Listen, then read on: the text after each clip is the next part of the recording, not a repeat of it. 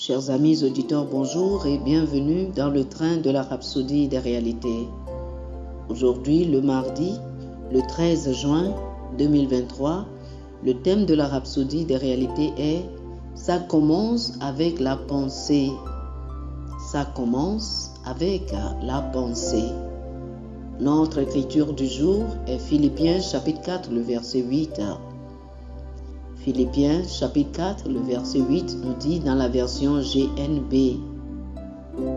En conclusion, mes amis, remplissez votre pensée de ces choses qui sont bonnes et qui méritent des éloges, des choses qui sont vraies, nobles, justes, pures, belles et honorables. Le pasteur Chris nous dit, la Bible dit dans Ésaïe chapitre 26, le verset 3, « À celui qui est ferme dans ses sentiments, tu assures la paix parce qu'il se confie en toi. » Le mot hébreu traduit par paix est shalom. Il ne signifie pas simplement ou seulement paix en termes de tranquillité, il signifie aussi santé, prospérité et repos.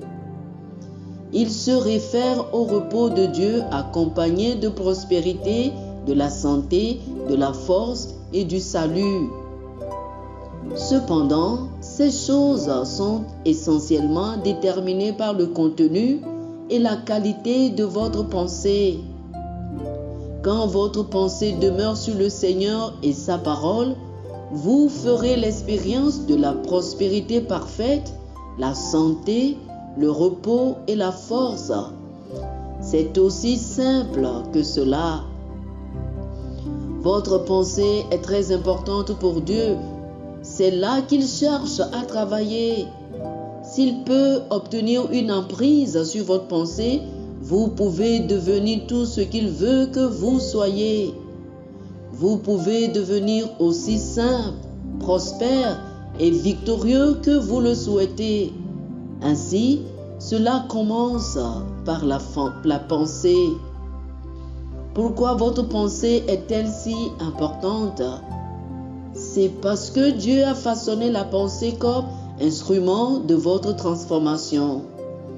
La Bible dit dans Romains chapitre 12, le verset 2, « Ne vous conformez pas au siècle présent, mais soyez transformés par le renouvellement de l'intelligence, afin que vous discerniez quelle est la volonté de Dieu, ce qui est bon, agréable et parfait. »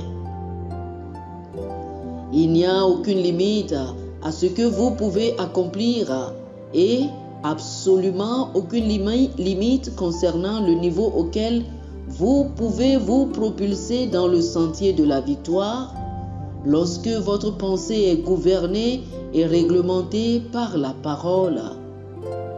Avec votre pensée établie sur la parole, les possibilités sont infinies.